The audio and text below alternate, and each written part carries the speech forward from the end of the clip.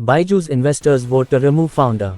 A group of Byju's investors on Friday voted to remove the EdTech group's founder and chief executive Byju Sraveendran and separately filed an oppression and management suit against the leadership at the firm to block the recently launched rights issue in a surreal moment for the startup, once India's most valuable.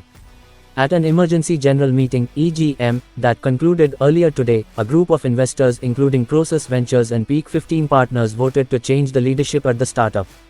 The participating shareholders, whose combined ownership in Byju's exceeded 60%, according to an investor source familiar with the matter, also passed the resolution to reconstitute Byju's board.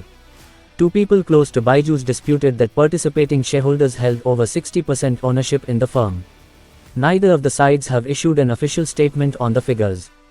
Sraveendran and other board members didn't attend the EGM Friday.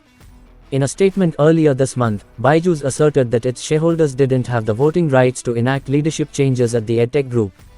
At today's extraordinary general meeting, shareholders unanimously passed all resolutions put forward for vote. These included a request for the resolution of the outstanding governance, financial mismanagement and compliance issues at Byju's, the reconstitution of the board of directors, so that it is no longer controlled by the founders of T&L, and a change in leadership of the company, the shareholder group said in a statement, provided by Process, one of the largest investors in Byju's.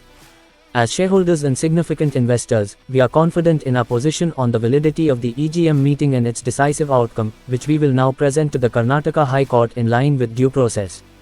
Separately, 4 investors of Byju's, representing about 25% ownership in the startup, earlier on Friday filed a suit at the National Company Law Tribunal on Friday to halt the rights issue. The decision on Friday comes after more than a year of unrest among some of Byju's largest investors, who assert that the $22 billion Indian edtech startup has played fast and loose with accountability.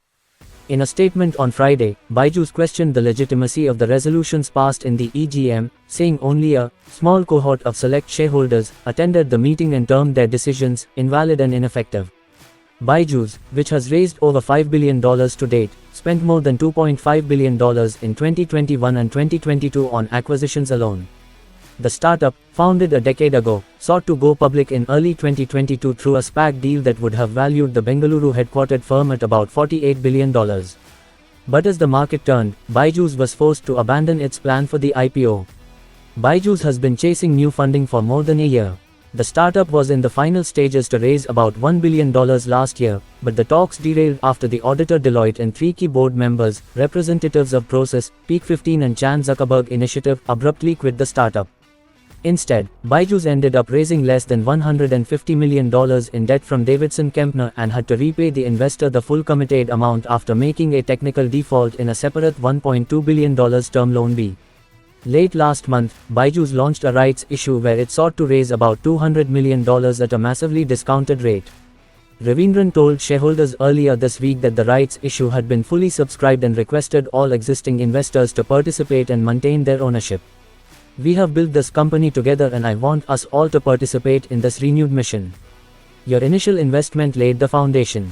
For our journey in this rights issue will help preserve and build greater value for all shareholders," he wrote in the letter. "I understand that participating in this rights issue may seem like a Hobson's choice. However, this is the only viable option in front of us today to prevent permanent value erosion.